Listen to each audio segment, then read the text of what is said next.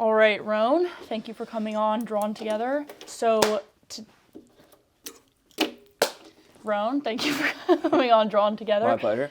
Today we're This is a good idea for a show. You came up with this idea, so I had to have you on. Otherwise, I never would have. Right. Had me on or come up with the idea. Yeah. Or either. Either. Exactly. Right. So that's why you're here. Fair enough. Well, I'm honored to be here, even though I don't really have loose enough hamstrings to be sitting like this. And like dudes sitting cross-legged is a little bit emasculating, but I'll give it a shot. I'm trying to bring all my guests, humble them a little bit before we start. Bring them down to earth. Exactly. Today we're going to be drawing twin boys, baby boys, that are 6 months and 1 day old. Mine are 6 months flat, so. Well, I wasn't talking about yours. Okay. So draw the ones that are like a day older, maybe. Okay, fair enough. I wanted to start by talking about your battle rap career.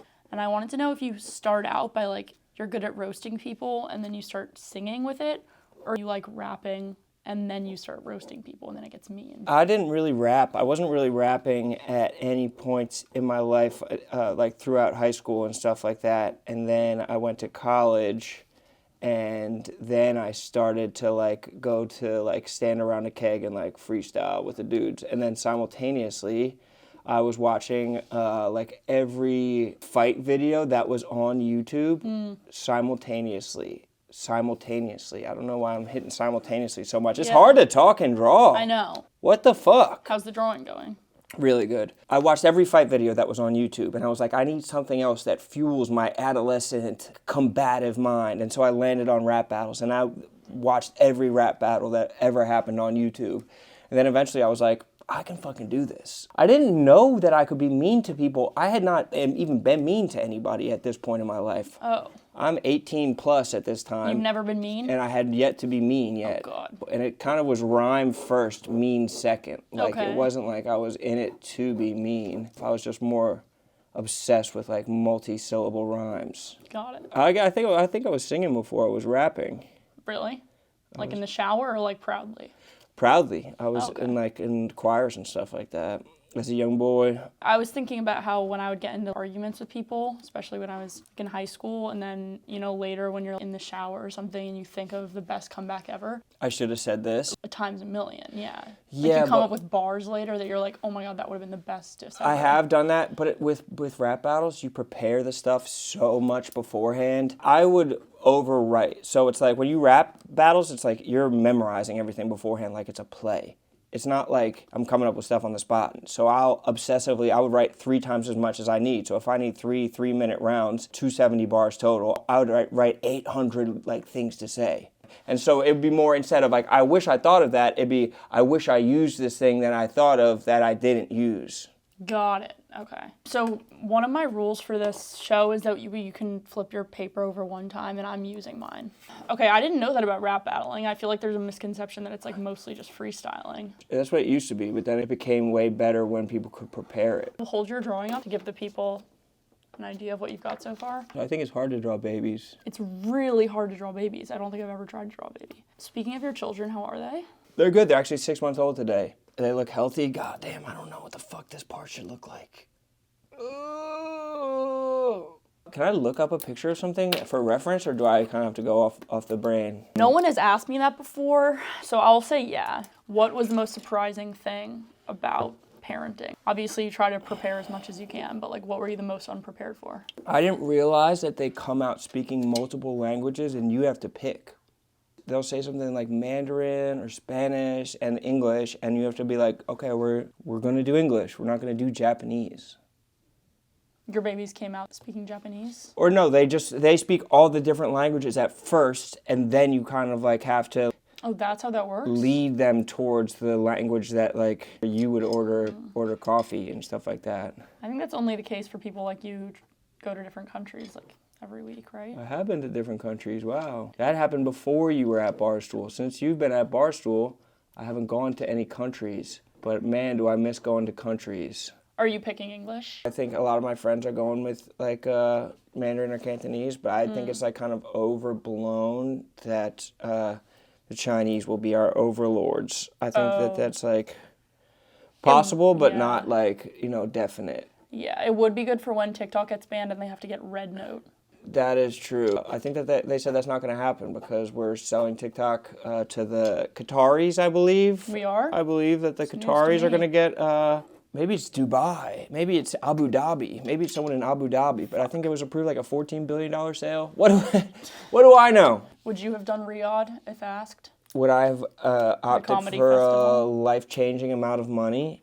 Probably. But I also didn't move to Chicago for a significant amount more money, so maybe I am more principled than I believe. How much was that? They slid a blank check across the table and they said, you fill it in. And I was like, yeah, that does sound nice, but, the foliage in the Lower East Side in October, November is actually worth more than this. Yeah. So you seem to be like super pumped up right now with all these ideas for Barstool New York. You seem to be very invested in, what's going on in the office, the content. What kind of sparks that? Does it have to do with your kids? I have always been motivated. I've always worked on a lot of things, and I think that one of the most joyous parts of working at a content company is collaboration. And so I've always tried to collaborate with a lot of people. And you can look at the office in New York before everybody moved to Chicago. And even then I had collaborated with just about everybody. I've worked on something with just about everybody. I like working with people. That's fun to me. And so I always have had a lot of shows. And I've always worked on a lot of shows. I don't know, like pro athletes would get asked, like, what's your why? And I always thought that was like a kind of glib bullshit question. But now I do understand, like, that my why for everything is my kids. I'm sure your parents thought this about you at some point, that they're just like, I need to fucking do some sweet shit so I can fucking set my kids up to be in a good position in their life. Barstool is a place where you can do whatever you want, and I rather enjoy that. And I take advantage of it as much as possible because I've worked at bad jobs before, and this job is a good job. I know. Do you feel like people maybe that have worked here for a long time forget about that? I think people who have worked here for a short time forget about that. And I think people whose it's their first job also forget about that. Yeah. I mean, no one likes it, but I don't like when people seem to take it for granted. Yeah, So it fucking sucks. That. It's dumb as hell, and I appreciate you appreciating it. But I think it should be an exciting place to work, and I think that people don't realize that they're like completely in control. Like, this is not only a content factory, but it's a free will factory. Yeah. A lot of other content factories, it's like, you work for the NBA Players Association, you're going to be making NBA content all day. Yeah. If you work for fucking whatever, the Riyadh Comedy Festival, you're going to be making 9/11 content all day. Yeah. Like, something like this, like, you can make whichever type of content that you want, and that's the truest freedom of all time. And I think people forget that. How are your babies doing? Good. Better than I thought, honestly. Mine are ripped as fuck. They're jacked up? Jacked. My kids are surprisingly jacked. They have like nice like pec definition and shit like that. I swear babies always look like their like thighs are huge for some reason. They always have that like, or, like little like lumpy ball. like Yeah, shoulder. they got that lump. I think like, it's all fat, right? Oh fuck yeah. It has me gassed up, honestly. That's why I have them at Equinox. I want them to have good habits at all times. Are you putting whey in their morning smoothies and their little apple pudding? Yeah, for whey sure. Protein. 2 scoops. Going back to the Barstool thing, I was wondering. Yes, let's talk about Barstool. How long have you worked at Barstool? 10 years. 10 years. So I've been here for 6 months, and I've been asking everyone any advice, anything you think I need to know going forward, anything I should do more of, anything I should stop doing. I see your tweets, and sometimes you're tweeting about sports. Do you actually like sports? Yeah. How much? I really like college basketball and hockey. Did you tweet about video games or something like that at some point? That was my pinned tweet for a while. It's like a Call of Duty skin. I get the sense that you're trying to figure out like what your content like niche is. That's good. Trying to figure it out. Mm-hmm. There isn't really a wrong answer, but also you just have to be true.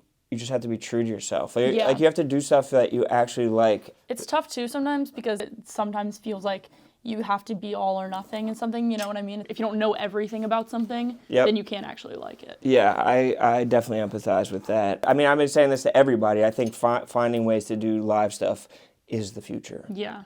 And if you like playing video games, just fucking play video games and suck at them on the internet. And just fucking stream from your Bushwick apartment. Bad. Yeah. Who cares if it's bad? Like, what do you mean it would be bad? What the fuck? Because I'm bad. All right, show the cameras one more time and then we'll do a reveal. All right, 1, 2, 3. 2 baby cats. Yeah. 2 6-month, 1-day-old baby cats. So, of course, if we know art history, Georgia O'Keeffe Of course. loved to draw peaches, but also the main tenet that she talked about in her drawings and paintings and art was balance. She wanted balance across the board. So while I notice big swaths of negative space on the far left of your picture, just for whatever reason, I had negative space up here. I drew twin planes, also World War II style planes, kind of like crashing down. There was negative space at the bottom. I drew a babbling brook with several fish swimming. There was negative space over here on the side. I drew a house with 4 pies cooling on the windowsill. And of course, the famous 6-month-old one-day cats. Thoughts? Where did you come up with the 4 pies cooling on the windowsill? I mean, people always draw 1 pie cooling on the windowsill, and why would you not want more Has anyone ever really pies? cooled a pie on a windowsill? Oh, for sure. I've never seen that. I would love to see that. Imagine walking down the street and you see a pie Oh on my the God, windowsill. just drifting towards it, that'd smelling be so it. fall. Let's see yours. Let's examine yours a little bit more. I drew jacked babies. They do look jacked. I guess pretty loose hips. Babies do have loose hips like that. I don't know why splits. they're sitting like that. They do kind of look like They're babies. diapered up. You drew them like skinny. You drew them like they look like Jesus a little bit, like Jesus on the cross. You know, babies are chubby. They're not that. Look at those arms. Come on. Babies' necks are chubby. Oh, like yeah. babies have like chubby faces, and you Might drew be them where like I went kind of wrong, like is their thin. necks. But it looks nice though. Yeah. Why are they facing away from each other? Is that intentional? No, it is not. But it's so they can. It's like in the movies when there's like a fight scene and like it's like in Rush Hour when Chris Tucker and Jackie Chan are like so they have both directions covered. Okay, I love it. This is going to be a display of how bad my posture is. I'm going to be curled up like a fucking question mark. That's the worst part of this whole thing. This is my new show, Drawn Together.